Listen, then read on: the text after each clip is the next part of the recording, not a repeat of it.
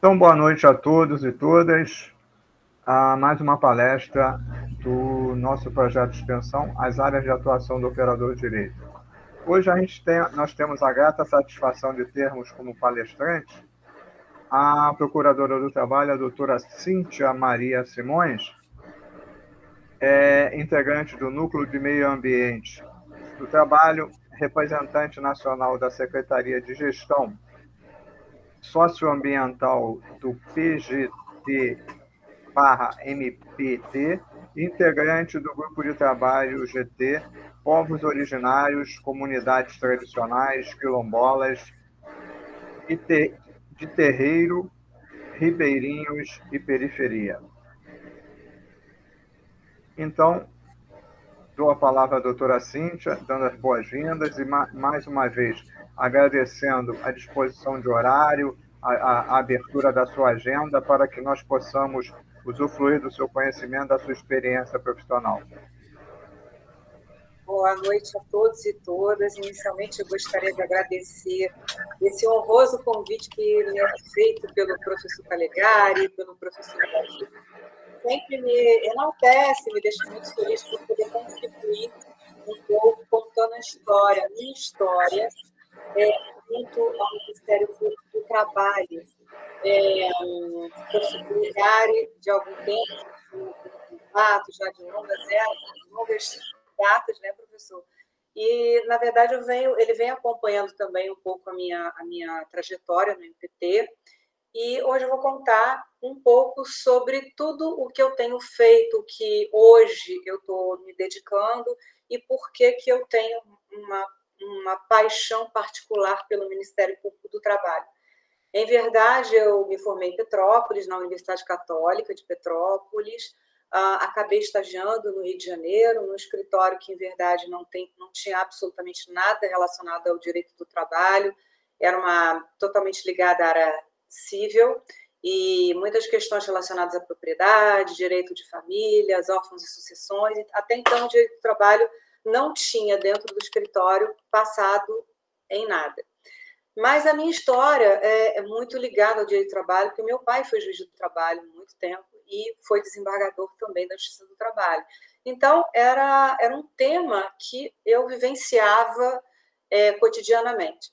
Só que eu tentei sair do escritório, resolvi fazer carreira solo, advoguei um tempo, e o direito do trabalho acabou me procurando, e eu também resolvi abraçá-lo, dentre outras atividades, né, relacionadas a outras áreas. Mas ele foi preponderantemente forte na minha história. Eu acabei advogando para empresas, muitas, e empregados, empregadas também.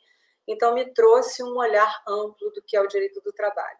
E um belo dia eu fui convidada por um amigo, falou, vamos abrir o concurso para o Ministério Público do Trabalho. E bem verdade que até então não tinha me chamado a atenção e nem era não era assim o que me chamava a atenção. Eu pensei na Justiça do Trabalho, na magistratura, fiz duas vezes a prova para a magistratura do trabalho, porém, eu não passava da sentença. E aí eu falei, vou tentar outra área, outra atividade. E aí surgiu o Ministério Público do Trabalho, que, em verdade, no início eu não estava tão encantada assim, mas fiz e descobri que é um grande meio da minha realização.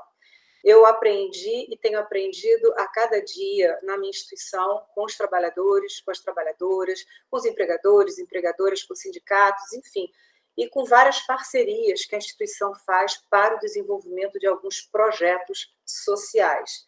E aí eu tomei a liberdade de fazer alguns apontamentos aqui, só para contar um pouquinho que o Ministério Público, na verdade, para tentar encantar os alunos com esse ramo do Ministério Público que eu me sinto muito realizada. Então, o Ministério Público do Trabalho, eu poderia dizer que ele é uma instituição permanente que defende a ordem jurídica, o regime democrático, os interesses sociais, individuais e disponíveis no âmbito das relações do trabalho. Então, eu poderia dizer que é quase um advogado dos trabalhadores e das trabalhadoras em caráter coletivo. A nossa carreira, você começa como procurador do trabalho, ou procuradora do trabalho, né, com a situação perante as varas do trabalho, no meu caso, no Rio de Janeiro, né, e dependendo de onde você for lotado em outras cidades do estado do Rio de Janeiro, hoje nós temos as nossas procuradorias do trabalho em municípios e que atendem a população de trabalhadores mais próximas de cada região.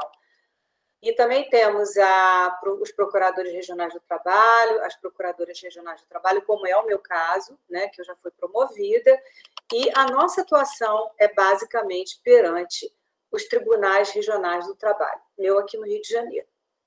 E tem os subprocuradores e subprocuradoras gerais do trabalho, que têm atuação junto ao Tribunal Superior de Trabalho, basicamente como pareceristas, né, ou propondo algumas ações muito específicas. No meu caso, eu continuo atuando no que a gente chama de primeiro grau, junto às varas do trabalho, por autorização do nosso Conselho Superior do Ministério Público, por conta de projetos que eu desenvolvo junto com outros colegas e tudo mais, enfim. Então, houve essa autorização, razão pela qual eu continuo a atuar no primeiro grau, muito embora tenha sido promovida. O Ministério Público, eu digo que ele é um camaleão, porque ele pode se apresentar e atuar de algumas maneiras um pouco diferentes, mas todas com o mesmo objetivo, que é fazer a defesa dos direitos sociais. E as nossas áreas, a área de atuação da instituição, ela passa, né, pela questão da erradicação do trabalho infantil, da regularização do trabalho do adolescente, promoção e defesa dos direitos das crianças e adolescentes. Outra coisa, do trabalho escravo, trabalho indígena, que tem aparecido bastante, trabalho doméstico, né? O trabalho escravo doméstico, situação análoga de escravo, né? Promoção da igualdade de oportunidades e eliminação da discriminação por qualquer aspecto, seja por cor, por raça, orientação sexual, questões religiosas, enfim, a ideia é não haver qualquer tipo de discriminação relacionada nas relações de trabalho, para não, vamos dizer assim, dar toxicidade a uma organização do trabalho. Ainda, o MPT, ele atua nas questões relativas ao trabalho portuário e aquaviário, sempre com aquele viés de dar a questão, atingindo, né, a questão do meio ambiente de trabalho, também a verificação de se não há trabalho análogo ao de escravo dentro dos navios, por exemplo, né, a questão do trabalho portuário, que é uma coisa muito forte e muito, hoje, um pouco menos complicada, mas já foi muito difícil de ter um contato e lidar com todas as questões relacionadas a porto, as fraudes trabalhistas nas relações de trabalho, os falsos MEIs, os falsos das pessoas jurídicas, a uberização, qualquer questão que vá macular a real relação de trabalho, de emprego, né? Então, de alguma forma, de fazer com que os direitos dos trabalhadores e das trabalhadoras não sejam assegurados através de uma fraude. Ainda as questões, por exemplo, relacionadas à administração pública, como, por exemplo, a ausência de concurso público, né, a não observância do concurso público, a questão da terceirização ilegal e vários meios outros que podem afetar os princípios da administração pública, sempre relacionado às questões do trabalho. Ainda a questão de liberdade sindical, meio ambiente do trabalho, que é um núcleo do qual eu faço parte há algum tempo e em relação ao qual eu sou literalmente apaixonada. E por quê? Porque o meio ambiente, ele envolve tudo o que eu falei e mais alguma coisa das áreas de atuação. Uma organização do trabalho hoje, na verdade sempre, que ela se proponha a efetivamente realizar o trabalhador naquilo que ele desejou, atingir aquele ideal de satisfação do trabalhador, ele tem que ser isento de qualquer tipo desses dados que eu falei, por exemplo, de fraudes, da questão da discriminação, a não acessibilidade plena, então é preciso que tenha um olhar para essa acessibilidade, né? E os colegas estarem preparados, não só o ambiente, mas igualmente os colegas de trabalho, para entender que aquele profissional que por acaso tem alguma deficiência, ele é totalmente capacitado para desenvolver qualquer tipo de atividade, né, dependendo da deficiência que ele possui. O meio ambiente do trabalho, por que eu também, como eu falei, eu considero muito importante, porque nós temos várias questões relacionadas, por exemplo, e é um mundo, a questão do amianto, que nós encontramos nas telhas de caixas d'água da Eternit, e que é uma substância extremamente cancerígena, e cujo o malefício, ela tem um pó, o amianto, ele tem um pó, que se pegar na sua roupa, você levar para sua casa, ele é imperceptível, e você lava e aquilo prolifera para toda uma família. Então, tem dados, né, já comprovados, começou com esse dado na Itália, de que famílias inteiras foram dizimadas por conta do pó. Né? Então, é um pó que, na verdade, ele não existe controle seguro, não existe margem qualquer de segurança. A ideia é substituí-lo por outro produto que possa fazer as vezes. Né? Então, tem a questão do amianto, os motoristas de ônibus e caminhões por excesso de jornada, utilização de remédios para não dormir. A questão dos motoristas é muito grave, porque além do assédio que eles sofrem, a questão do excesso de jornada, como eu falei, a utilização de medicamentos, uma cobrança excessiva por parte das empresas. Eles, às vezes, passam em comunidades e eles não podem, aí passageiros que pertencem às comunidades, alguns decidem entrar sem pagar, o motorista se cobrar, ele é ameaçado, então ele não cobra do passageiro, em contrapartida, a empresa cobra dele. Outra coisa, os ônibus saem, em geral, com uma marcação nos pneus, uma marcação branca, para dizer o seguinte: você saiu com esse coletivo, quando você voltar, vai ser aferido se uma dessas bolas brancas desapareceu. Significa que o trabalhador, o motorista, bateu em algum lugar. Então, qualquer avaria tem sido cobrada dos motoristas, independentemente de aferição, muito poucas fazem isso, se ele tem efetivamente culpa ou não no evento. Né? E tantas outras coisas. Por exemplo, multa de trânsito, sem verificar se ele efetivamente foi o responsável, se ele o fez. Chegou uma multa, não querem saber, há o desconto no salário do trabalhador. E, além do que, outras questões. Por exemplo, os frentistas de posto de gasolina, eles trabalham com benzeno, que é outra substância altamente cancerígena. Então, qual é o ideal? Os frentistas têm que ter um local específico para a lavagem dos uniformes. Só que não há no Rio de Janeiro as lavanderias apropriadas para esse tipo de atividade. Então, eles levam para suas casas, é lavado em casa, e o mesmo processo do amianto acontece com os trabalhadores que lidam com a gasolina, o combustível. Então, assim, é um processo que vai além, o impacto que uma substância tem, que você leva para dentro, o trabalhador ou trabalhadora leva para dentro de suas casas e afeta literalmente todos os membros da família. Ainda a questão do agrotóxico, que é muito forte no Brasil, e nós utilizamos várias substâncias que são proibidas externamente em outros países da Europa, mas aqui há ainda, infelizmente, uma utilização muito forte. Não há um controle efetivo em determinados tipos de localização.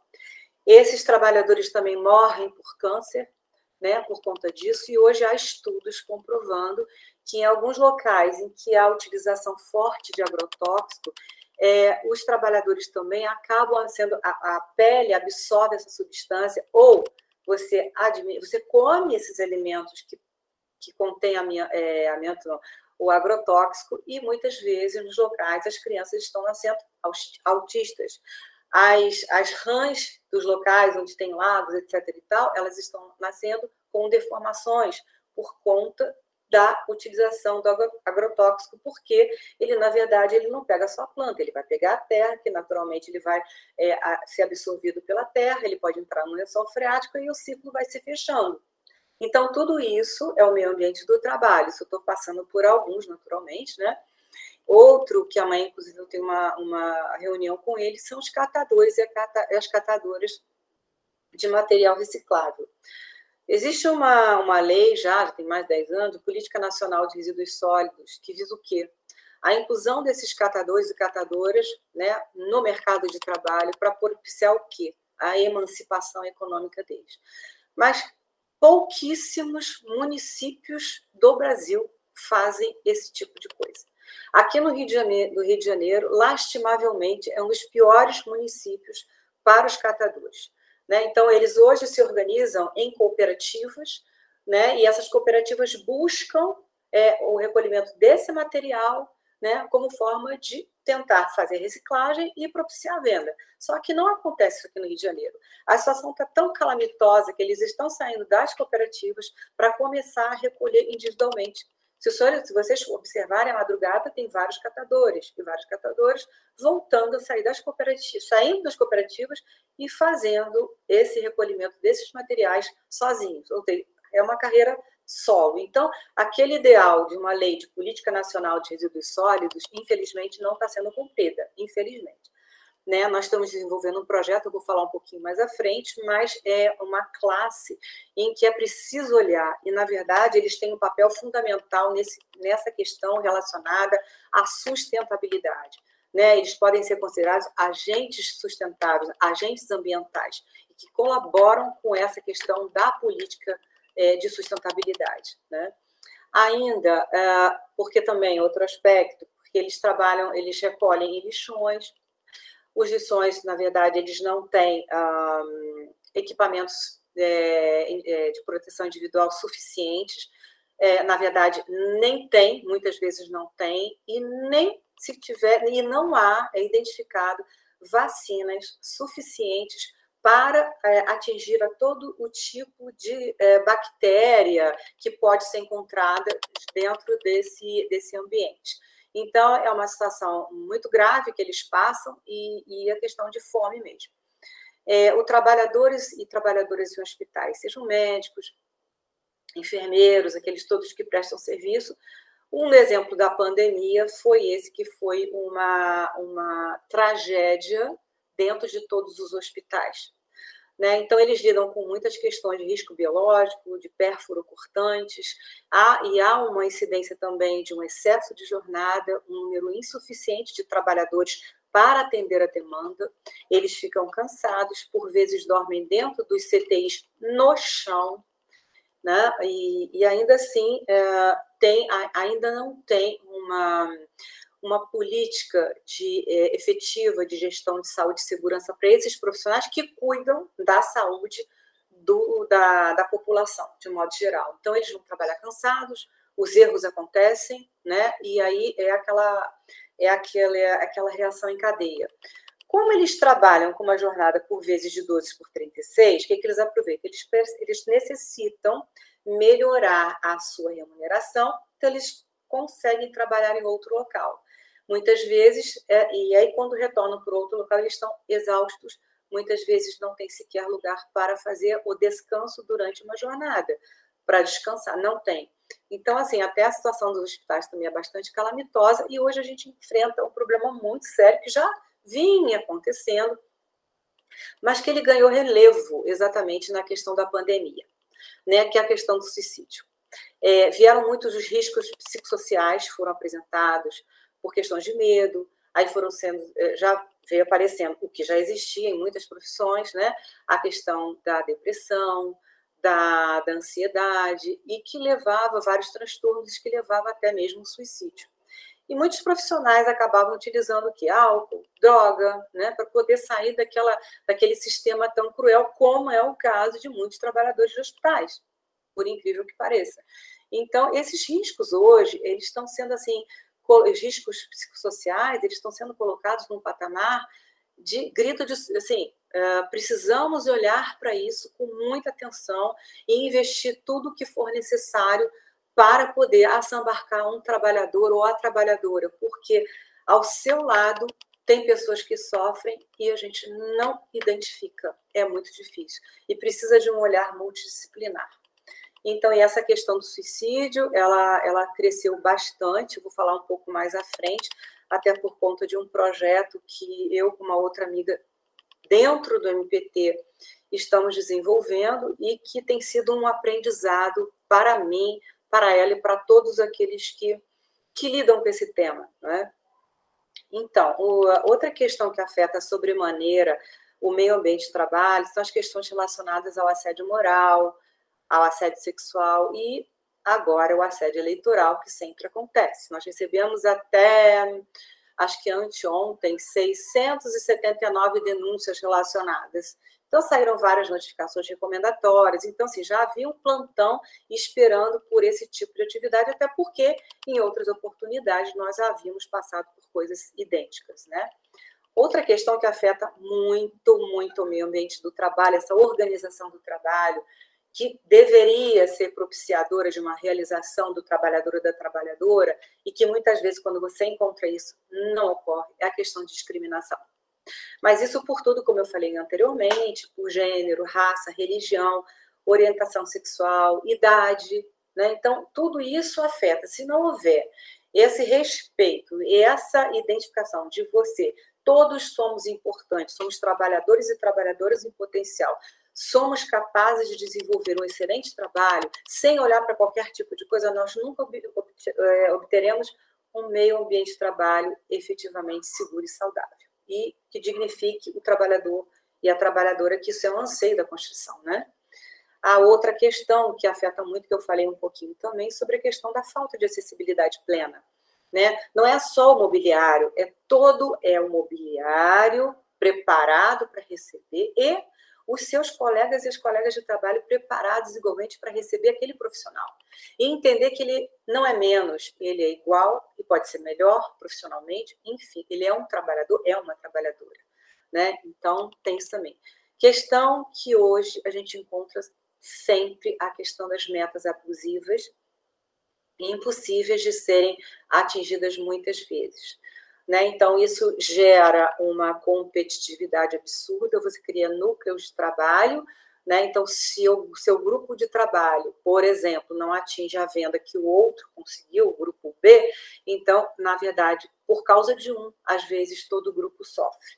Então, é a questão da diminuição da valorização do trabalhador em público, é um assédio moral, né? Então, assim, são situações que a gente vê que afeta e causam sofrimento e geram um risco psicossocial e, consequentemente, pode levar a ter depressão, ansiedade, né, e síndrome, e a questão mesmo que pode levá-la a suicídio muitas vezes, como acontece com a questão dos gerentes de banco, que são absurdamente cobrados para atingirem metas, muitas vezes não conseguem, e como já aconteceu, certa vez e se marcou bastante, que havia uma denúncia em relação a um determinado banco, só que foi feito por um trabalhador, na verdade agora já se sabia que era um gerente, só que ele esperou a agência abrir. Quando a agência abriu e todos os clientes começaram a entrar, ele pega e deu um tiro na cabeça, na frente de todo mundo, para dizer o quê? Havia um recado: esse lugar me adoeceu, esse lugar me matou. Então, assim, esse grito de socorro a gente encontra em todas as situações. Então, é uma atenção redobrada que a gente tem que ter e uma forma muito especial de lidar. Então, não é qualquer tipo de conversa que tem que ser. Então, hoje é necessário, sempre foi, mas hoje ganhou uma força maior. É necessário que haja uma política de enfrentamento a esse tipo de coisa, para que tenha uma linguagem adequada, com políticas adequadas, ações adequadas, profissionais multidisciplinares preparados para atender essa demanda, sem o que nós não vamos conseguir fazer. Ainda as questões de jornadas exaustivas, como eu falei, um ambiente de trabalho sem observância de várias normas regulamentadoras, né, normas relacionadas à saúde e segurança do trabalho, como tem a construção civil, que é necessário que você use capacete, a bota, tudo tem uma razão de ser. Tudo tem uma razão de ser, né? É a proteção. Claro que a simples entrega de um equipamento de proteção individual não é o suficiente para assegurar a integridade física do trabalhador ou da trabalhadora.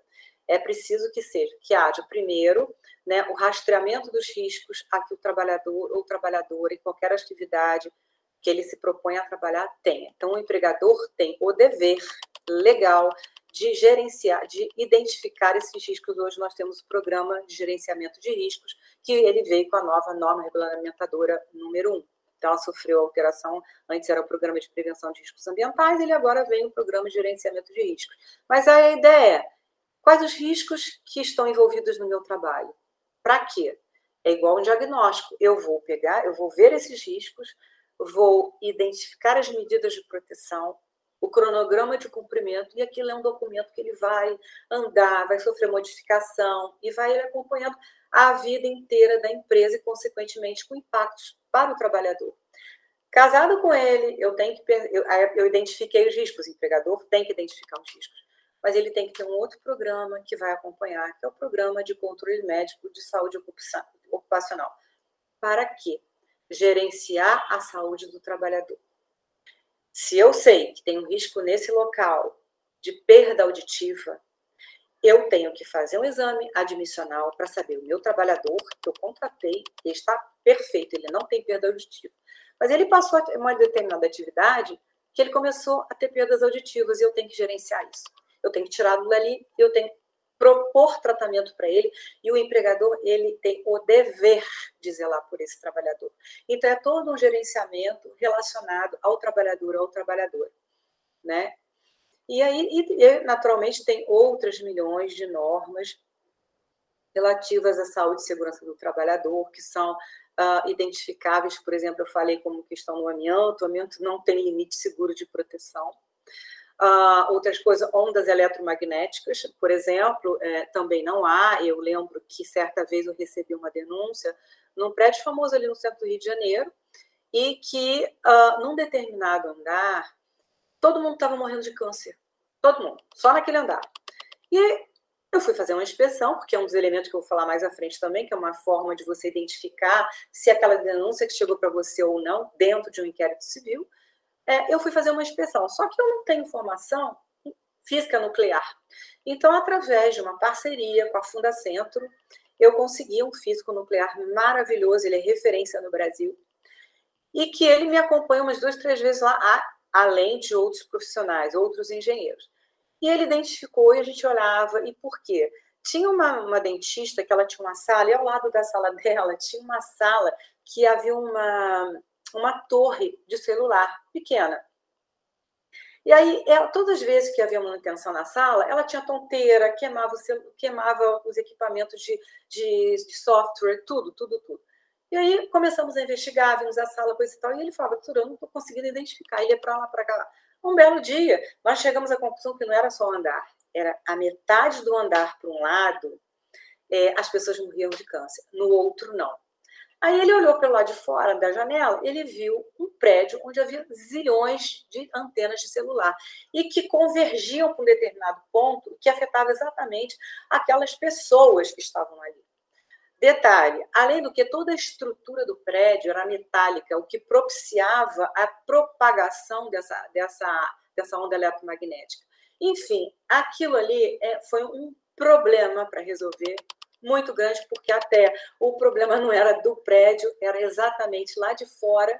E aí vocês imaginem o Rio de Janeiro, por exemplo, inteiro, não só o centro, aqui no meu bairro Botafogo, são milhares de ondas eletromagnéticas. E aí ele vai dando dicas de que você tem que fazer. Enfim, eu estou trazendo isso que foi uma denúncia que chegou para o Ministério Público do Trabalho, que nós tivemos que ter a necessidade e a importância de ter um profissional relacionado à área para poder nos ajudar. Ainda uma coisa muito ruim que está afetando são as questões dos impactos tecnológicos, a substituição do trabalhador pela tecnologia. Então, qual é o lugar do trabalhador? Né? Em que ele vai ter que se capacitar, buscar uma outra área um pouco mais diferente, para ele ter um espaço no trabalho, para ele ter mais uma oportunidade, porque muitas áreas estão sendo substituídas. Além do que a questão dos trabalhadores que prestam serviços para transporte de Uber, iFood e essas coisas todas. Isso aí é o da moda, tem aparecido bastante. O Ministério Público do Trabalho aqui no Rio de Janeiro tem vários núcleos de atuação e tem um núcleo específico para atuação nessas questões relacionadas à utilização. A outra que é a precarização das relações de trabalho, outra coisa que afeta muito é a falta de reconhecimento. Aí há uma necessidade do desenvolvimento de gestores, uma política de desenvolvimento de gestores. E aí eu já estou falando, não é só a questão técnica, porque muitas vezes existe tanto tecnicismo, né? Eu tenho uma política disso, eu ofereço os equipamentos de proteção, eu treino meus trabalhadores, fazem curso disso, capacitação daquilo, mas existe um ambiente nocivo que está fazendo com que esses trabalhadores adoeçam, se acidentem e fiquem afastados. Então, o que é que há nesse ambiente de trabalho tão ruim que, apesar de toda a minha técnica da empresa, no caso, está fazendo com que eles fiquem doentes e sofram um acidente? Há alguma coisa por trás. Então, essa questão de falta de reconhecimento é uma. Todo trabalhador e trabalhadora quer ser reconhecido, sim. E é uma importância porque ele se dedica, ou ela se dedica, né? Os constantes conflitos hierárquicos acontecem muito. Conflito de atribuições, a falta de autonomia. Isso também contribui muito para que o trabalhador não tenha aquele senso, aquele sentido de satisfação, eu contribuí com as minhas ideias, eu posso resolver isto aqui. Não, então há um patrulhamento, às vezes, muito forte, que tira totalmente a autonomia do trabalhador, e aí longe de poder contribuir com aquele ideal de satisfação do homem. Ainda o trabalho altamente demandante, de pouca demanda, então, por vezes, você cobra muito de um trabalhador e dá uma atrás, 2, 3, 4 demandas, e ele vai aguentando, ele vai ficando em exaustão. E o outro, por vezes, você encosta, dá uma coisa ou outra, ou seja, ele se sente desvalorizado, e ele começa a ter esses transtornos de depressão, ansiedade, não quer ir ao trabalho, enfim, você vai minando o trabalhador. Mina o ambiente de trabalho. Lembrando que quando você afasta um e o empregador ele age dessa forma, mesmo que seja com um, ele afeta o ambiente de trabalho todinho, porque ele vai perguntar quando será a minha vez, quando ocorrerá comigo, né? E outra, uma política sem diversidade também, como eu falei anteriormente, isso afeta sobremaneira, enfim. Vou falar um pouquinho sobre as formas de atuação do MPT. Como eu disse anteriormente, o que eu acho muito interessante na instituição é essa variedade de atuações, né? O MPT, o Ministério Público, ele pode atuar como órgão interveniente, como órgão agente e como promotor de interesses, que eu particularmente é a que eu mais gosto. O órgão interveniente, ele, em geral, ele é um parecerista, ele se manifesta nos processos que vêm da Justiça do Trabalho, onde é identificado um interesse público que justifique a atuação do Ministério Público do Trabalho. Por exemplo, se identifica que, no caso, tem um menor, o pai era trabalhador, faleceu, tem menores, não tem mãe, não tem ninguém, ou tem a mãe, mas, para garantir que os direitos dos menores estejam assegurados, o Ministério Público do Trabalho, nesse caso, ele atua no feito. Ele observa para saber se efetivamente os direitos dos menores estão sendo assegurados. Né? Então, outra coisa, quando há questões relacionadas aos idosos, povos originários, acidentes de trabalho, discriminação, então tudo isso são questões que, identificadas dentro de um processo, justificam a atuação do Ministério Público do Trabalho como órgão interveniente, como parecerista e junto aos tribunais em geral. Né? Ainda, ele pode ajuizar ação rescisória, mandado de segurança, impetrar mandado de segurança, enfim. O órgão agente, particularmente, eu acho que é de uma riqueza ímpar, porque é um órgão de investigação, uma atividade investigativa do MPT, de caráter coletivo. São as várias denúncias que chegam ao Ministério Público do Trabalho, ou mesmo o órgão, o membro ou a membro do Ministério Público do Trabalho pode identificar, por exemplo, uma notícia de jornal. Televisão passou alguma notícia que dê conta de um acidente, por exemplo, já é o suficiente para atuação. Claro, não vai ficar com ele, mas ele pode encaminhar. Olha, recebi uma notícia tal, e é distribuído entre os membros das várias coordenadorias que existem aqui no Rio de Janeiro. Por quê? O Rio de Janeiro, a nossa regional é uma regional grande, tem um número razoável de profissionais. Então, para uma melhor atuação, para estabelecer uma política de mais velocidade e discussões a respeito de determinado tema, foram criados núcleos específicos de atuação. Tem o núcleo de meio ambiente de trabalho, núcleo de discriminação, núcleo de liberdade sindical, e vai por aí fora de acordo com as áreas de atuação do MPT. Né? E esse órgão agente, que tem um caráter mesmo investigativo, ele tem tanto uma ação repressiva quanto uma preventiva, que é sempre muito importante. E ele começa, em geral, com uma denúncia. O membro ou a membra que receber a denúncia vai fazer uma aferição generalizada. Se tiver algum dado que chame atenção ou que seja de relevância, por exemplo, já deu ideia, já surgiu uma questão relacionada a um acidente de trabalho, por exemplo. Não, esse aqui merece olhar. Então, nós instauramos um inquérito civil. E a partir desse inquérito civil, que é um instrumento dentro do qual nós vamos obter provas, dados para fazer o convencimento do membro ou da membra se aquela denúncia que chegou ao Ministério Público do Trabalho tem pertinência ou não, porque muitas vezes pode não ser verídica. Então, antes de uma medida mais, vamos dizer assim, mais pesada, né, nós fazemos a aferição dessa questão da veracidade ou não dentro das denúncias. Sendo que posso assegurar que em 80% dos casos, infelizmente, elas têm pertinência, né? Então, como eu disse, o órgão agente, que é um órgão investigativo, ele tem um caráter, todas as ações que envolvem um aspecto de repressão para parar aquela conduta irregular e também evitar as outras e que essa conduta se perpetue. Isso dá um caráter preventivo, né?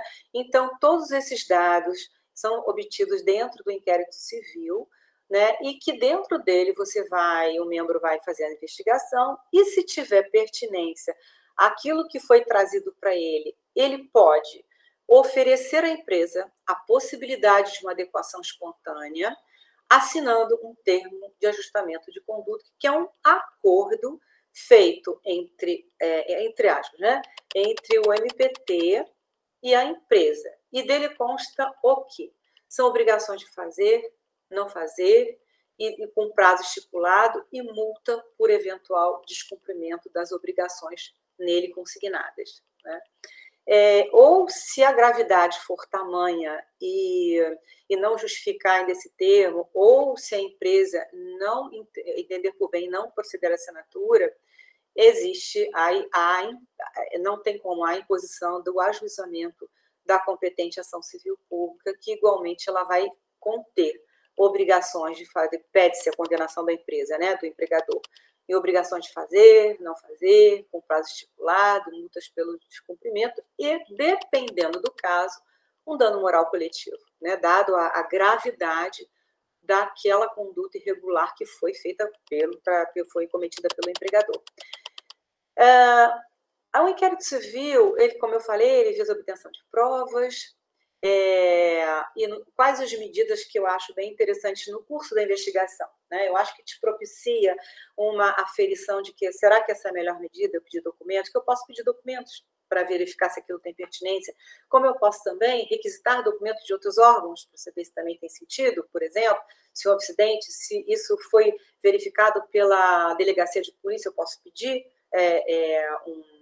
o relatório do inquérito na polícia, por exemplo, se houve um acidente, se o SERB da empresa ele fez análise do acidente, eu quero saber o que aconteceu, e além de outros tantos documentos que a gente pode requisitar de outros órgãos também.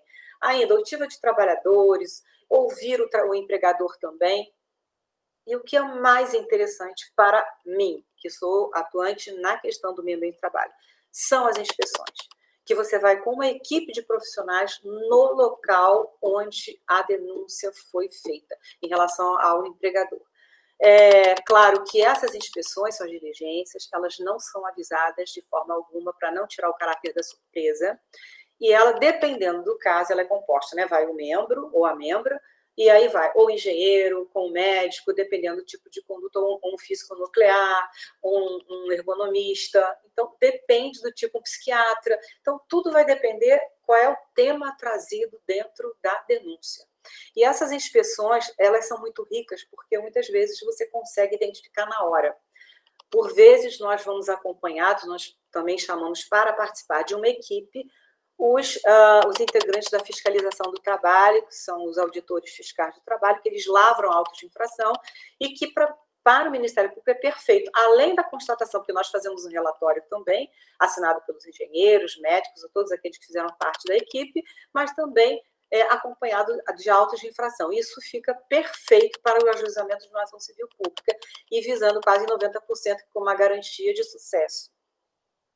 O fim do inquérito, normalmente, ou ele vai para um arquivamento, porque houve uma adequação espontânea, ou não se identificou nada, ou através de um termo de ajustamento de conduta, que nós vamos acompanhando o cumprimento, para ver se está de fato fazendo, ou mesmo até a ação civil pública, porque aí já é medida extrema, né?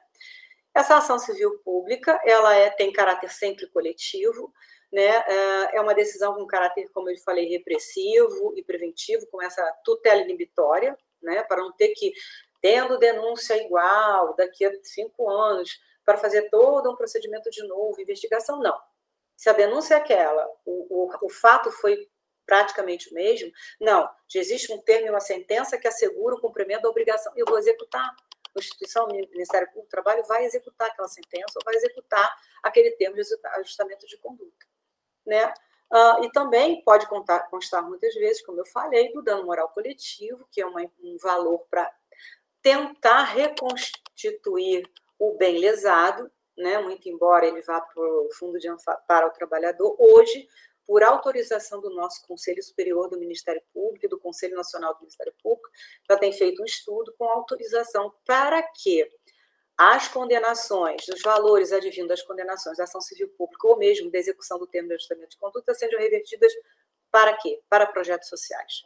E esses projetos eu vou falar um pouquinho mais à frente, que eu acho que assim, é a vanguarda, é quando o Ministério Público atua, no caso do trabalho, como articulador social. Ele se despe desse caráter de investigação e ele entra como articulador social. Ele estabelece políticas públicas com outras instituições. E eu acho que hoje isso é um grande ganho e que nós temos assim, identificado que tem sido muito mais efetivo do que muitas vezes o Ministério Público, a ajuização. Claro, ela tem o seu papel, tem a sua vez, nós nunca abdicamos das ações, porém, nem sempre é o mais efetivo. A grande efetividade, eu acho que quando se consegue convencer o empregador ou a empregadora de que a adoção de uma política de saúde e segurança, por exemplo, de uma política não discriminatória, de uma política que não haja assédio, quando se introjeta na organização do trabalho, é o grande ganho que tanto o Ministério Público do Trabalho tem, quanto o empregador, quanto os trabalhadores e a sociedade como um todo. Essas reversões, por exemplo, o Ministério Público agora, não mais atuando como órgão interveniente, nem mais como órgão de investigação, mas ele agora como promotor de interesses, como eu falei. É uma natureza que ele tem interdisciplinar, eu vou falar um pouquinho mais adiante, preventiva e pedagógica, né? É uma postura assim proativa do MPT como articulador social. E hoje nós temos isso e é feito dentro de um procedimento promocional que também está estabelecido em lei. E existem vários. Nós podemos utilizar, se tem uma atividade pedagógica, pode trabalhar com seminário, congressos, fóruns, cartilhas, cartazes, divulgação de rede social, articulação política institucional. Mas existe essa articulação política institucional que eu considero de extrema relevância, ela desenvolve projetos dentro desses procedimentos promocionais, por exemplo. Então, hoje nós temos um projeto que eu queria falar, assim, eu conduzo com uma amiga, que é o Programa de Assistência Ampla e Integrada à Saúde Mental e Valorização dos Agentes de Segurança Pública do Estado do Rio de Janeiro. Quem são esses profissionais? Policiais civis, policiais militares, Corpo de Bombeiros, agentes da Secretaria de Administração Penitenciária, do Departamento de Ações Socioeducativas, e agora, muito embora não pertença ao Estado, a Guarda Municipal do Rio de Janeiro, pelos mesmos problemas que levaram à formalização desse programa, que era o grande percentual de depressão e suicídio que acomete esses profissionais, pediu para entrar no programa. E nós permitimos a entrada da Guarda Municipal no programa. Esse programa ele é desenvolvido, por conta disso, o Observatório de Saúde do Estado do Rio de Janeiro nos procurou em 2019, trazendo essa preocupação com esses profissionais. E nós não sabíamos como iríamos tratar, porque nós não temos formação, eu e a minha amiga, Samira Chat, que nós não sabíamos como resolver esse problema, que nós não somos formadas em psiquiatria, nem psicologia, não somos assistentes sociais, e como desenvolver um programa. E a partir de que dados? Né? E lembrando que dados de suicídio ninguém quer mostrar, há uma subnotificação absurda, por vezes ninguém quer falar sobre o tema, então ele é sempre tratado, velado, vamos colocar dessa forma. Né? Então esse programa ele foi pensado ouvindo as corporações, primeiro o Ministério Público, nós visitamos as corporações de segurança pública para dizer, olha, o Ministério Público do Trabalho não está aqui no caráter de investigação, como articulador social, e investindo verba para que esse programa de assistência ampla integrada possa sair para dar suporte para esses profissionais. Esse programa ele tem duas vertentes principais, a ampliação da rede de atendimento. Por quê? Porque as corporações de segurança pública, eles têm um número muito suficiente de profissionais para atender. Esses profissionais que eu digo que são psicólogos e psiquiatras. Por exemplo, a Polícia Militar no Rio de Janeiro, do Estado do Rio de Janeiro, ela tem 44 mil profissionais. Não há nem 10 psiquiatras e psicólogos dentro. Então, não há como dar suporte à dor desses profissionais. Claro que eles têm convênios com outras instituições para que dê apoio, né, para dê esse atendimento, mas o número é muito insuficiente. Né? E, igualmente, as outras corporações, eu disse a Polícia Militar, porque é aqui congrega um número maior de trabalhadores. Então, esse projeto ele tem essa ampliação da rede de atendimento, psiquiatria, psicologia, mas também tem a questão da prevenção ao suicídio, da prevenção. Esse é o caráter forte de toda a ação do Ministério Público do Trabalho. E esse é que é a coisa mais importante. Quer dizer, não tirando o valor de todas as demais, mas a prevenção é sempre o melhor caminho. E, no caso, hoje nós já desenvolvemos, tem dentro desse projeto, que ele é desenvolvido hoje com as corporações, é necessário que elas participem, foi firmado com cada uma delas um termo de cooperação, e aí eles trabalham assim, nós temos reuniões, estabelecemos o programa, essa ampliação, a identificação dos recursos humanos, identificação dos recursos materiais, a questão do número de profissionais, como é que as boas práticas que cada corporação tem, e outros tantos dados, as políticas efetivas de cada corporação, se existe banco de dados efetivamente montado para identificar quantos profissionais estão afastados e por que motivos estão afastados. Então, para chamar a atenção da depressão, estresse e suicídio. Esse é o mote do programa. Sendo que o programa ele é desenvolvido com a parceria de 3 instituições básicas e que para o Ministério Público foi muito relevante. A Pontifícia Universidade Católica do Rio de Janeiro, com o diagnóstico, com a professora Maraci Alves, que coordena o projeto lá pela PUC, um diagnóstico de penosidade. Ele tem 12 perguntas que foi formatado por ela, e com essas 12 perguntas se identifica o local e onde está o problema e que tipo de problema, para, a partir do diagnóstico, apresentar propostas de intervenção, de proteção defensiva e coletiva, né? Estratégias de proteção.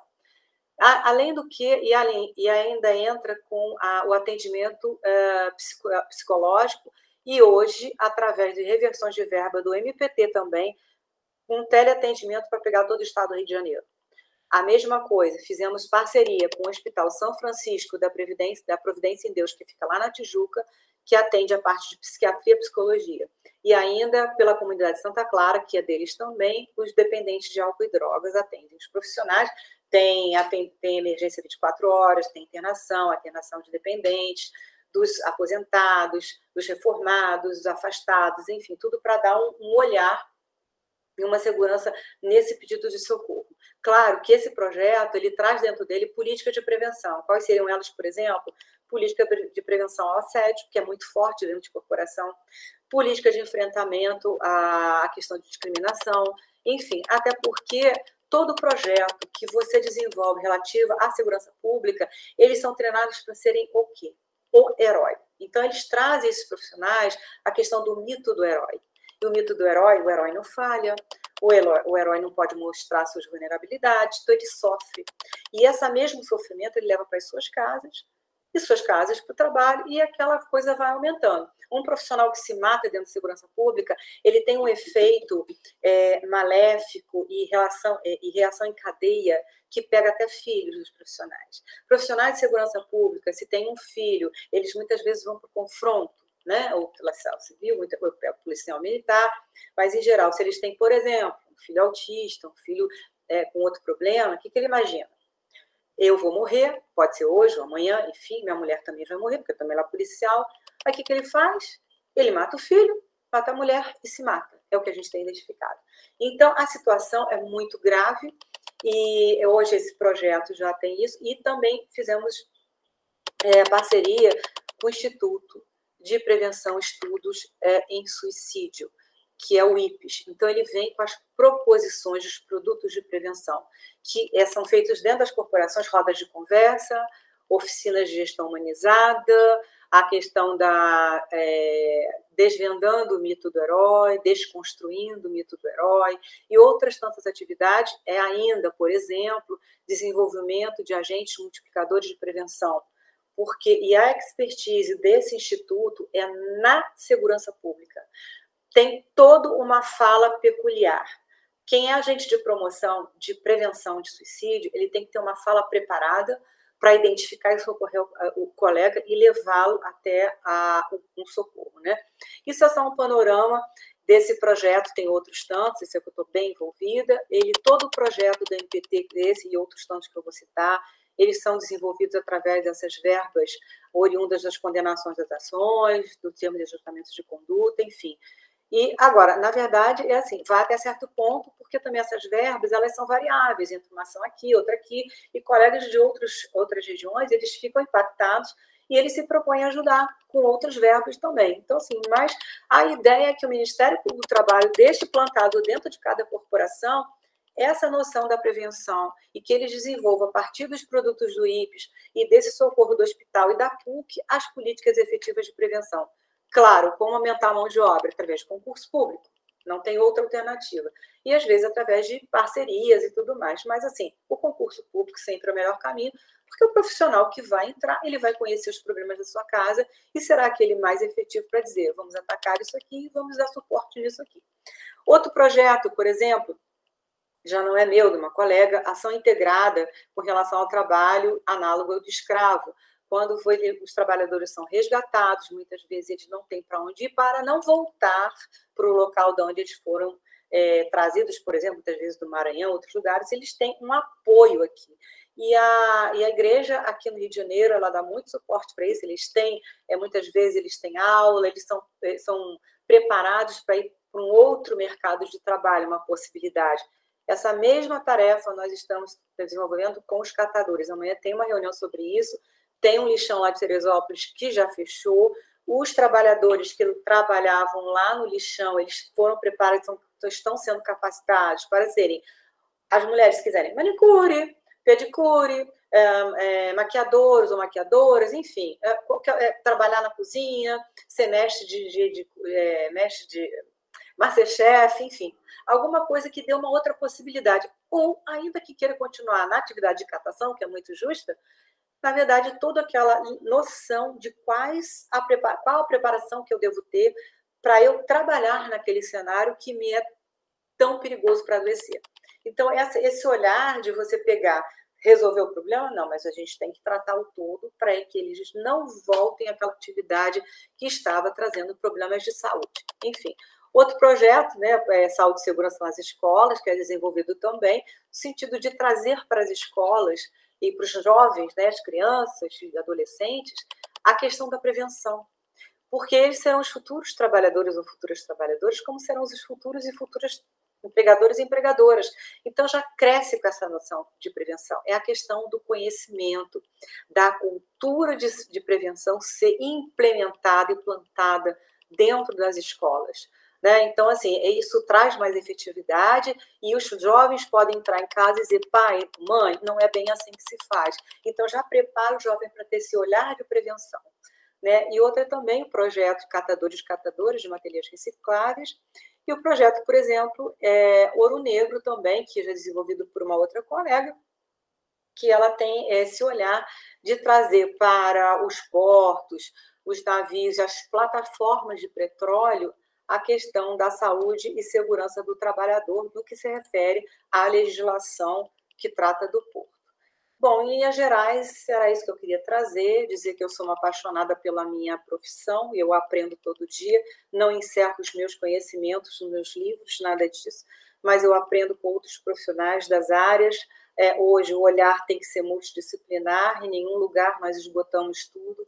É sempre essa questão, vamos ouvir outros profissionais que sejam capacitados para trazer conhecimento e indicar qual é o melhor caminho a ser trilhado, né? Dando suporte, sempre com essa questão da prevenção, que eu acho muito importante, da precaução. A gente se previne dos riscos que já são conhecidos, se precavém daqueles outros tantos que a gente não conhece suficientemente e não são identificados ainda por questões ainda científicas, mas que pode ser tratado como um avanço e botar sempre um plus para que todo esse cenário que a gente às vezes encontra tão triste, ele seja extirpado, né? Se a gente puder. Muito obrigada.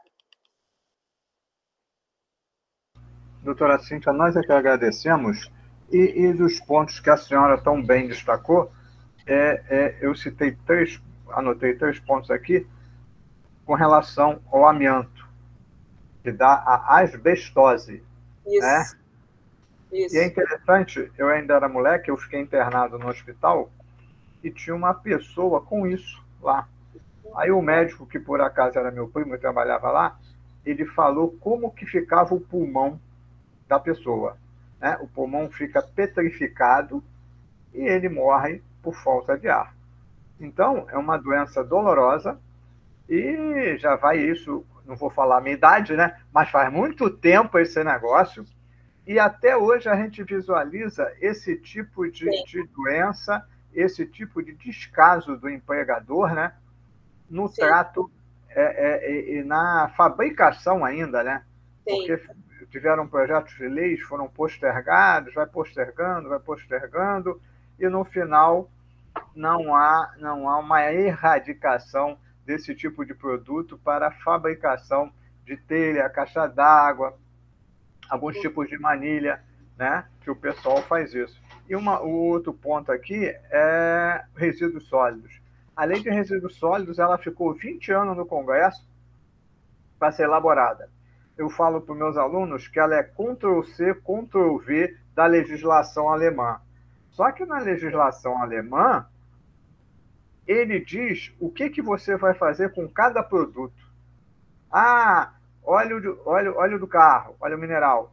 Tem na rua tal, no número tal, um agente que vai recolher esse óleo.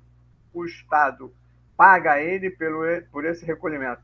Então, na lei alemã, há uma descrição de todos os produtos e aonde existe um agente que vai ser depois pago pelo Estado para o recolhimento desses produtos. Uhum. Então, a gente vê várias e várias situações e ainda a lei ela está em tramitação, porque ela não foi efetivamente aplicada. Uhum. Já que na criação dos lixões, o indivíduo, você vai ver, não vou tirar a sua palestra de conta. Interessante é que na legislação diz que cada município que for criar o seu lixão terá que ter um plano, né, do engenheiro sanitarista. Mas se o município for pobre, ele pode se juntar com o outro, mas o outro também for pobre. O engenheiro sanitarista vai ser caridoso de fazer um projeto para a instalação do lixão e a União ela só dá o dinheiro, o investimento depois do projeto. Então, às vezes, eles criam umas leis que não têm executoriedade na prática. Né? Eu costumo falar, a questão de logística. Aí dou até um exemplo rápido. Quando eu estava fazendo a instalação daquelas redes eólicas lá no Nordeste. Aí eu ainda estava trabalhando na minha outra área, aí nós passamos por lá, aí paramos, olhamos, aí estamos olhando aquela hélice grande. Aí a pessoa que estava com a gente assim, olha só, isso aí está há 2 anos. O que eles esqueceram de fazer? Não sei. O cabeamento para poder funcionar, eles fizeram as torres e não botaram o cabeamento para a geração de energia. Então, o que é isso? Estrutura. Qual é a logística da coisa? Então, a gente visualiza muito isso. A lei é criada, mas ela não dá a logística, não dá o caminho das pedras para que ela seja execuível. É uma coisa muito, muito interessante no nosso país. Até tem gente que diz que a lei foi feita para não funcionar. Então, existe uma lei, 20 anos, a lei de resíduos sólidos, ficou tramitou, depois postergada 2 vezes e ainda não tem uma efetivação. Uma coisa interessante no nosso ambiente social. E o último item que eu fiz na anotação, eu ainda trabalhava lá na polícia, agentes de segurança pública. O que tinha de agente que se matava, teve até um que trabalhou comigo, colocaram ele, transferiram ele para a minha delegacia, eu olhei para ele e falei, esse cara não tá bom, não. Não, tá sim. Deu 2 dias, ele se matou. Então, e numa situação que a gente comparando a atividade de um PM ou de um policial civil, é uma atividade mais desgastante do que um agente de Polícia Federal. Mas a incidência de policiais federais, aí você bota perito, escrivão, papiloscopista, delegados, que se matam, e isso aí não sai na mídia. Não.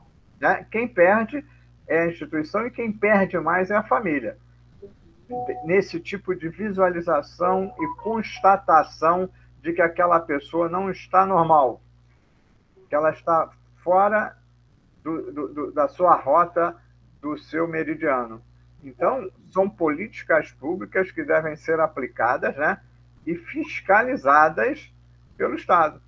Porque a mão de obra, lá, o funcionário que fez um curso, ficou tanto tempo de experiência, aquela experiência de vida profissional, tudo é perdido. Por falta de quê? De uma atenção do órgão próprio. Mal comparando, nos Estados Unidos, que a maioria das pessoas, dos policiais, trabalham 21 anos, qualquer embate que tenha violência, ele vai para um psiquiatra. Ele é afastado do serviço, não, você sai daqui e vai se apresentar para o psiquiatra. Em qualquer condado nos Estados Unidos. Pode ser o mais, entre aspas, fuleirinho, tem uma legislação nacional que diz que ele tem que ser submetido a uma análise do psiquiatra, do psicólogo, para ver se ele tem condições de voltar à atividade, em função daquele trauma. Ah, não, mas ele é experiente, ele lida com isso, né? Ele é Rambo, ele é Stallone. Isso é só no filme. Na vida, o cotidiano é totalmente diferente, né? E ainda mais que tem outro problema no nosso ambiente social. O pessoal da área de segurança recebe muito pouco. Eles fazem bico. Hoje eu estava falando com um colega, que ele é como é que se diz? Polícia, é de presídio, tem um novo nome agora. Eu esqueci o nome. Penitenciário? Como? Agente penitenciário? Não, agora tem um novo nome. Ele tem uma nova nomenclatura. E ele faz policial penal. Obrigado, Natália. Isso mesmo. Ele faz bico. Ele falando, eu vou pro bico. Eu ganho tanto no bico. O que ele ganha no bico é quase metade do que ele ganha no mês. Sim. Então, ele tem que se desdobrar em 2 para atender às suas necessidades diárias. Né? Além de ficar alerta, já que ele trabalha numa área bem sensível, que é tomar conta de pessoas que estão cumprindo penas. Então, esse policial penal, ele tem que fazer bico, e ele falando, cara, eu arranjei um bico que tem lá, que a gente faz com a PM, fazer blitz de noite. Você sabe que eu fui com medo danado? Aí fiquei lá a noite toda fazendo um negócio, mas eu cheguei em casa nervoso. Mas vai, por quê? Ele é premido pelo bolso. Ele tem que compor a renda dele. Então, são vários e vários fatores. O do amianto, o do resíduo, o do agente público, né, de segurança, que eles ficam, todo mundo aqui fica ao reboque de uma legislação, de uma fiscalização que seja rigorosa e eficaz. Fez a lei, mas como é que essa lei vai ser execuível? o legislador tem que colocar isso, tem que explicar isso. São coisas interessantes. E, por último, há muito tempo eu faço pesquisa sobre necrochorume. Né? Em Sim. todo lugar que eu fiz isso, o pessoal do cemitério olha para mim e diz assim, o quê? O senhor usa esse tipo de lona? Que lona? Isso aqui. O quê? Ninguém faz isso. Aí tu pergunta, vocês estão em consonância com o CONAMA? Ah, então, a gente é tudo, a gente cumpre tudo. Mas vocês têm a lona? Não. Então a gente visualiza, é porque não aparece, né? Porque fica debaixo da terra, até dá o problema. Então, se fizesse uma fiscalização efetiva nesses Campos Santos, ia ser uma derrota. Sim. Porque a gente tem a legislação, a fiscalização não é feita, o controle não é feito, infelizmente. Tá? Calegari. Posso só fazer umas considerações? Muito obrigada pelas suas considerações, achei bem interessante também. Não, desculpa. Pode, sim, claro que pode. Não, com relação, por exemplo, a Eternit é muito interessante, entre aspas, né, a questão do como aquilo é maléfico, né? E eles vendem, veio da Itália a história, foi em Casale Monferrato que surgiu essa questão toda com a família da... Eu esqueci até... Eu acompanhei o julgamento do amianto lá em 2014, fui ao Tribunal de Roma assistir, e durou o dia inteiro para, no final do dia, falar que a pena estava prescrita. Então, foi assim... uma coisa horrível, sabe? Muito triste para todos eles que perderam famílias e tudo mais.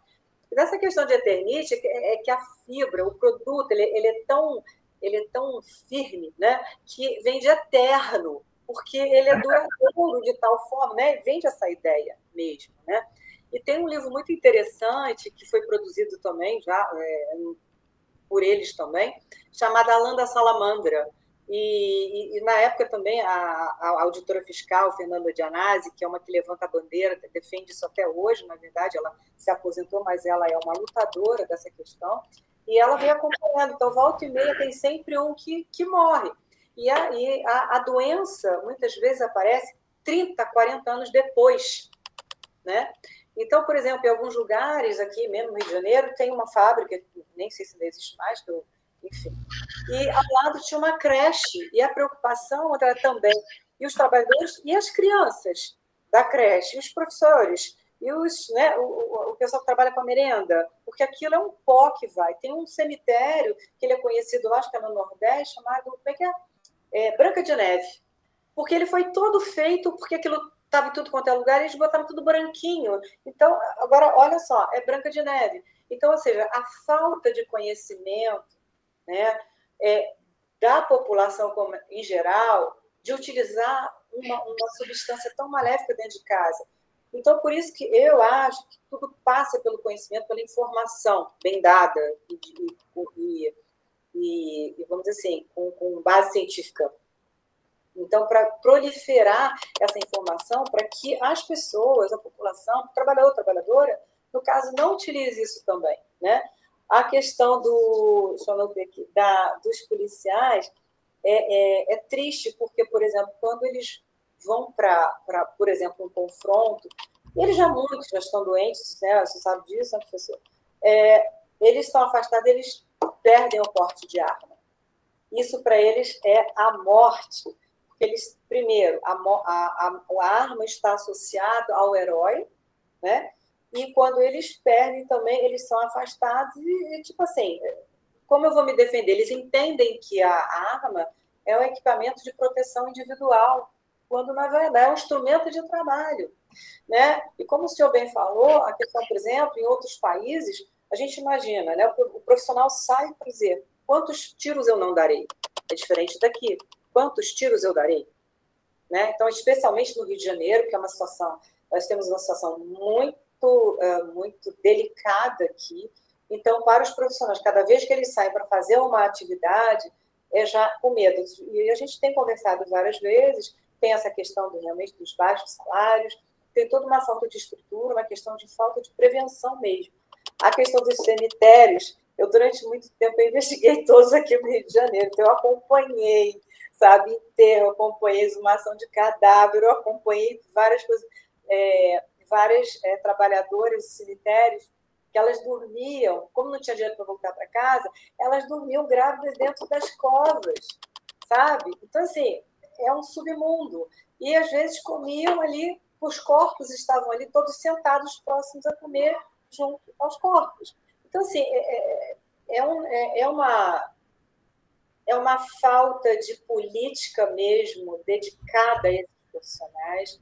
E por isso que eu digo que, para mim, a questão do Ministério do Trabalho como órgão de investigação nesse aspecto, e sempre eu considero muito rico a questão dos projetos envolvidos, porque você articula, né, com outras instituições, você chama uma Fundacentro, você chama outros tantos que se propõem a trabalhar.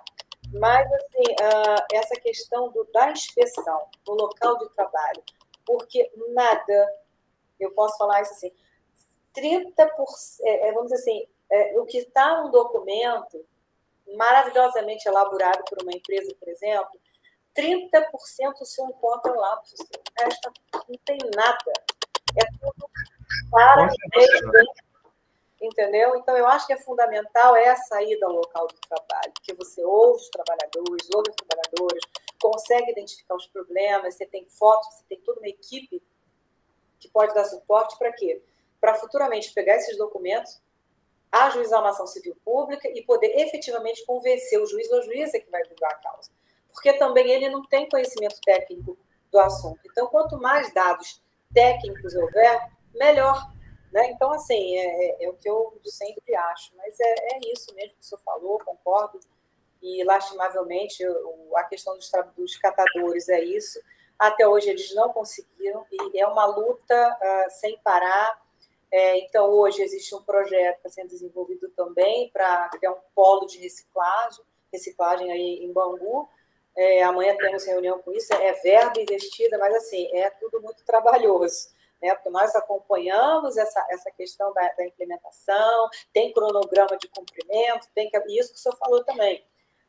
No caso, o município aqui, até arranjar um local também para o polo, porque aqui não pode, ele também não pode, precisa de um projeto, ninguém quer fazer. Aí, nesse caso, tem projeto, nós vamos orçar, pegar 3 profissionais, procura-se mais em conta para poder fazer um acompanhamento, senão não sai. Né? O que seria uma política pública, né? Na verdade, não é feita. Então, a gente acaba tendo que fazer. Vou ser sincera, eu gosto muito dessa coisa. Mas eu acho assim, cadê o papel do Estado nisso, né? É totalmente ineficiente ou ineficaz, né, mesmo, né? Ou inexistente. Não, com certeza.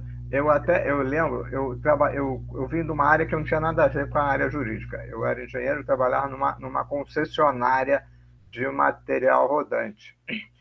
E a gente atendia lixões. Uhum. Aí, às vezes, eu trabalhava na engenharia, aí o mecânico falou assim, cara, eu tirei até foto do lixão lá de Caxias. O pessoal disputa com o urubu para apanhar as coisas. E dessa vez que eu fui lá, o trator passou por cima do cara. Então, essas coisas acontecem, e ele falando, eu fiquei lá o dia inteiro, eu fiquei horrorizado com o que eu vi. O pessoal, quando o caminhão do lixo vem e abre a caçamba e joga o lixo, eles se jogam no meio para apanhar o que melhor eles puderem para poder revender. Então, a gente vê a miséria do indivíduo, o Estado que não tem, na época não tinha, né? Hoje também está meio barra, meio tijolo, uma estrutura para alojar aqueles catadores, para eles não ter insalubridade, né? Seja um ambiente o mais higiênico possível, ter equipamento, ter máscara, ter luva, para poder se embanhar no meio do lixo, porque eles sobrevivem daquilo. Então, são coisas que... E com relação ao cemitério, tem um jogador de futebol, que eu não vou citar o nome, que ele foi da seleção, que ele foi coveiro. E ele falando que depois que o enterro saía, às vezes tinha umas frutinhas, ele levava a mãe dele. Aí você vê ele contando o negócio, eu falei, esse cara é maluco. E ele disse que a mãe dele falou assim, filho, de onde tu trouxe isso? Do velório. Aí que a mãe bateu nele. Mas a irresponsabilidade dele de apanhar lá onde estava o corpo, vai levar para casa a coisa. Então, é uma mentalidade, uma falta de informação, um desconhecimento, né? Então, são situações. Parece até a época da peste negra. Ah, por que tinha peste negra? Porque eles não eram limpos. Então são situações que hoje em dia ainda acontecem. Temos perguntas, pessoal? Natália, não vai fazer pergunta, Natália? Eu cortei o professor Calegari, não foi? Não, eu vou passar para a Calegari. A Natália está rindo. Calegari, meu amigo, pode falar. Não, foi um corte muito bom. Estava interessante demais o debate. Agradecer mais uma vez, né, Cíntia, você está aqui com a gente.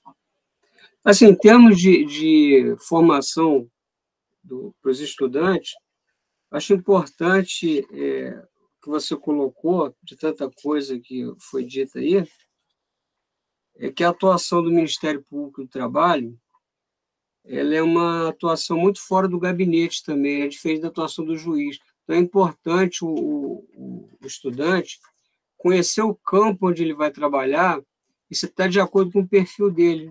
Um estudante que gosta de gabinete, ele talvez não se encontre aquele que tem uma atividade, gosta de uma atividade mais pragmática também, né? Como essa foi colocada, multidisciplinar, tem muita transversalidade aí, trabalhar em equipe, coordenar a equipe, né?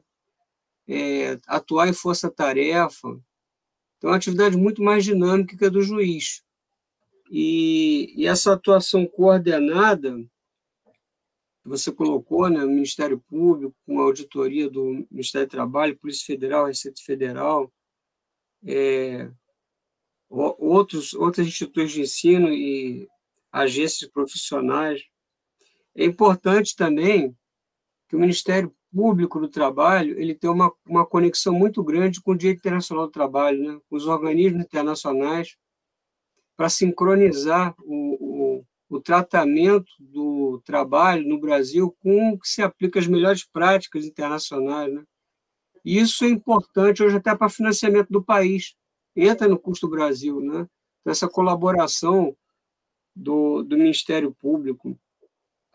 Outra questão interessante, isso é importante, é que enquanto o juiz ele atua muito numa ótica, pode até ter conciliação, mas sempre na ótica de litígio do processo, o Ministério Público tem uma atuação preventiva muito importante, que é dialogada e conciliadora.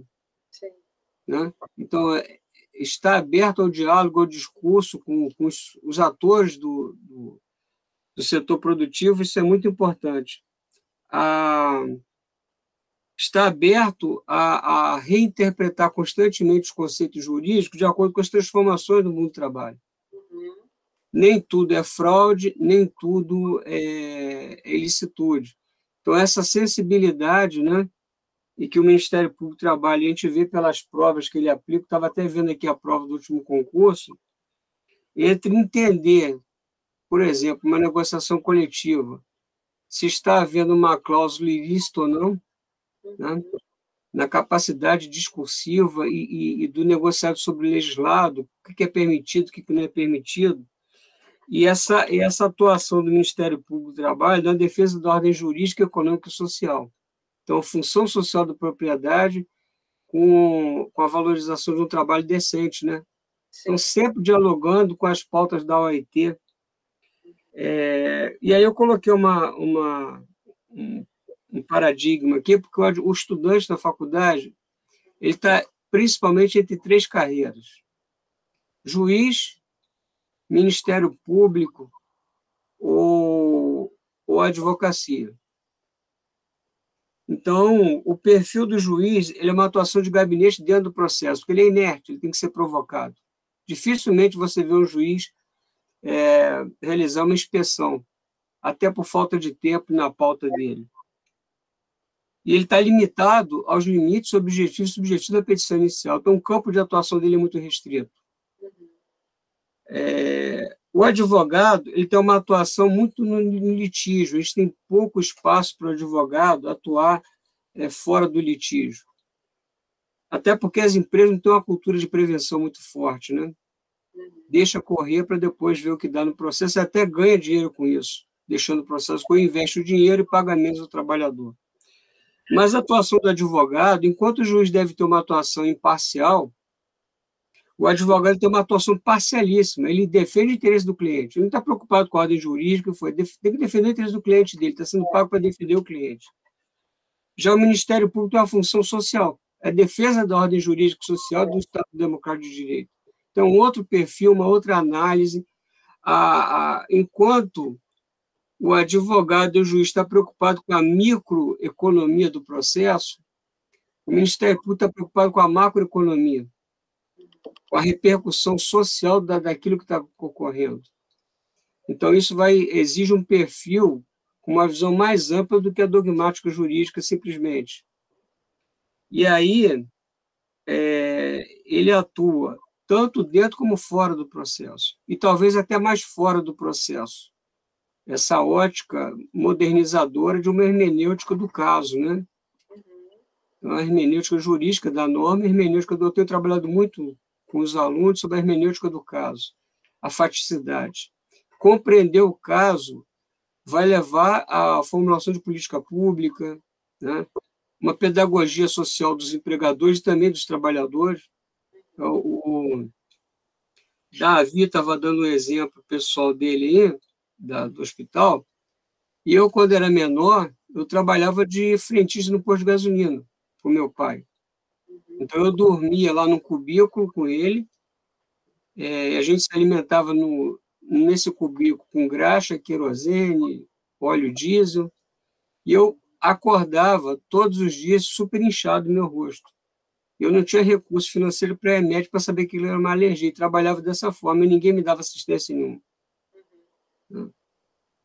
Então, até eu pelejar e sair fora daquilo, resolvi estudar e sair daquela vida para progredir de outra forma.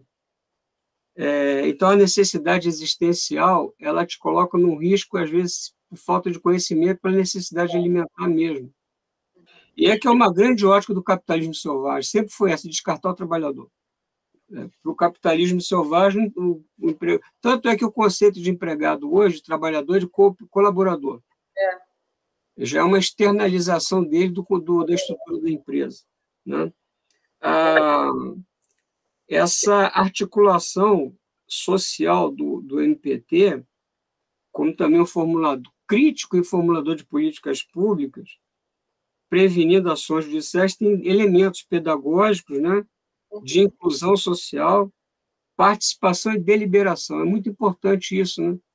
A participação do trabalhador das empresas e participar na capacidade deliberativa também. Então, o Ministério Público do Trabalho ele tem uma atuação muito habermasiana, né, nesse sentido, de inclusão do outro nesse diálogo institucional.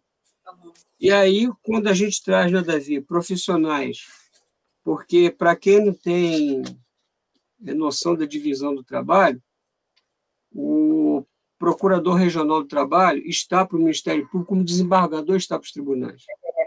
Né? Então, nós estamos falando com uma desembargadora do Ministério Público, com uma carreira brilhante, que a gente tem a graça de poder acompanhar desde algum tempo, e com a generosidade, né, de trazer uma pessoa da estatura do desembargador para cá, para falar com a gente, com essa simplicidade, com essa gentileza, e de abrir a sua agenda, que é tão plena de compromisso. Então, para nós termos ideia, então, da importância da sua presença aqui para falar com a gente, né?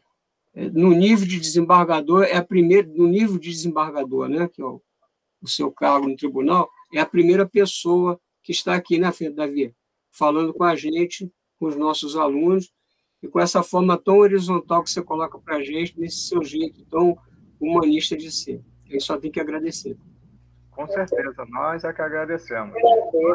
Só para complementar uma coisinha aqui que a Calegari falou, ao juiz fica inerte. Existia uma lei 9.034 que dizia que o juiz deveria fazer diligência na área criminal. Mas só que o próprio Supremo disse que a atuação dele não poderia ser para a rua porque ele estaria contaminado né, no envolvimento da diligência. Né? Então, mandou ele para o gabinete de novo. Falava isso no artigo 2º, parágrafo 2º, que o próprio Supremo depois desconsiderou, porque o juiz não deve sair para fazer diligência, que ele tem que ser imparcial. Até eu falo com os alunos, o para-raio que foi criado pelo pacote anticrimes é o juiz de garantias, já que se quando ele entrar em vigor, ele vai em tudo da área pré-processual, na investigação do inquérito, do PIC, do que seja, ele é que vai tomar conhecimento de tudo, então ele não vai ficar conexo àquilo, ele vai trabalhar todos os pedidos na fase pré-processual, e quando ele receber a denúncia, ele vai passar para o juiz processante que nunca viu aquele caso. Então, ele não tem preferência por ninguém. Ele vai ser isento na avaliação, que por vezes já não ocorre, já que o juiz atende um pedido, uma representação de uma requisição, de uma busca apreensão, de uma prisão preventiva, de uma prisão temporária, e ele toma conhecimento daquele fato, daquela mazela na área criminal que aconteceu, e ele fica sensibilizado fazendo uma associação, se for uma criança, se for uma mulher, se for um idoso, ele somatiza aquilo. Então, ele já faz um pré-juízo de valor que vai, por vezes, afetar. Não que ele é técnico, que ele vai se basear no conteúdo das provas oferecidas, mas ele já olha com outros olhos aquela situação que lhe é apresentada. Então, nós aqui... Natália levantou a mão. Natália, fala, Natália. Não, professor, pode terminar de falar. Eu já terminei de falar, pode falar, Natália. Não, eu ia comentar sobre, né, os assuntos que a gente passou aqui, sobre segurança no ambiente de trabalho, sobre saúde mental do trabalhador também. Hoje morreu uma engenheira aqui em Cabiúnas, porque no galpão da empresa, se eu não me engano, se alguém teve acesso, pode falar aí, mas parece que no galpão da empresa ela foi atingida por um rolo compressor na cabeça. E aí fica o questionamento, né? Será que a fiscalização do segurança no trabalho, será que as pessoas que viram isso vão ser acolhidas para conversar com o psicólogo? Será que a empresa vai fornecer a essas pessoas o devido atendimento necessário? Porque é um trauma, né? Tanto para a família quanto para as pessoas, os colaboradores, né? Os trabalhadores que estavam lá, que viram. Então fica esse questionamento. E a fiscalização também. Será que a empresa forneceu os equipamentos da forma correta para a pessoa estar lá, entendeu? Essas coisas assim. Era isso que eu ia falar. Será que a CIPA é atuante? Pois Não. é. Será que a CIPA é atuante? Eu posso fazer um comentário? Natália, eu não acredito, sinceramente, que a empresa vá dar suporte aos trabalhadores pelo estresse pós-traumático. Não creio. Pode ser que eu esteja errado, tomara que eu esteja errada, mas eu não creio. A questão do equipamento por si só, ele não é o suficiente, né? Então, tem medidas de caráter coletivo associadas às medidas de caráter individual. Então, é todo um cenário que tem que ser avaliado, e aí entra a CIPA, entra o SESMIS, tem a questão da análise do acidente, porque, assim, se já aconteceu o acidente, das duas, ou inexiste uma política de uma cultura de saúde e segurança na empresa, ou ela é ineficiente, porque o acidente não é para acontecer. Né? Então, assim, esse olhar é que a gente tem que ter, com certeza. O Sérgio, eu imagino, vai fazer uma análise do acidente, não sei se vai ser aprofundada, é um assunto que pode ser noticiado aos meus colegas, aí é Macaé? Sim. De Cabo Frio, que eu acho que essa embarca a área de Macaé, para que eles tenham notícia disso e comecem a atuar. Porque certamente houve falha no sistema dessa política de saúde e segurança, entendeu? Porque, assim, na verdade, não é para acontecer. Então, até porque esses documentos todos, esse treinamento, isso tudo são ações permanentes e constantes para todo sempre. Né? Então, periódico. Exatamente, para toda a vida. Né? Então, vai fazendo adaptações, melhorou aqui, então vamos colocar no papel, houve melhoras aqui. Mas, assim, esse olhar é constante, o tempo inteiro. Às vezes não teve treinamento, não houve separação do local. É todo um cenário que tem que ser avaliado. Com certeza tem empresa aí, tem responsabilidade, não tenha dúvida. Obrigada por mencionar. Com certeza. Então, só para lembrar, o nosso projeto de extensão, ele tem uma página lá no YouTube, né? As áreas de atuação do operador de direito, onde nós temos todas as nossas palestras e todos podem ter uma visualização. Mais uma vez, agradecer a doutora Cíntia pelo empenho, pela colaboração, já está virando freguesa do nosso projeto, né? Sempre um prazer tê-la aqui, tratando desse assunto que é pouco visualizado, né? É aquele aspecto. O profissional tem que ir a campo para ele tomar conhecimento, para ele aprender, mas também para ele atender ao público-alvo dele, para que ele possa visualizar o que ocorre no ambiente social, na área laboral que ele atua. E essa é uma coisa muito benigna, muito meritória, né, da tua parte, em estar lá no campo, visualizando e não ficando centrada dentro do escritório. Não, aqui tá bom. Vai a campo, visualiza, vê o que está acontecendo, porque o que a gente mais vê são situações esdrúxulas. Eu lembro, para encerrar, eu ainda fazia escola técnica. Aí o professor de fundição levou a gente numa fundição de alumínio. E ele fez uma preleção, não, bota, capacete, não sei o que lá. O pessoal estava trabalhando de short e descalço. Aí a molecada zoando, né? E ele, não me passa, né? Vocês estão fazendo que eu passe vergonha aqui. Não, mas tu falou que a gente tem que usar bota, tem que usar capacete. Tá todo mundo de short descalço, no cadinho, o alumínio líquido, né? 1.600 graus lá. E os caras, na maior naturalidade, fazendo as coisas, a gente olhando. E depois ele, vocês acabaram com a minha visita? Não, você levou a gente num local que não tinha nada do que você falava. Né? Então, a gente, em pleno Rio de Janeiro, né? Araú, não sei na onde não.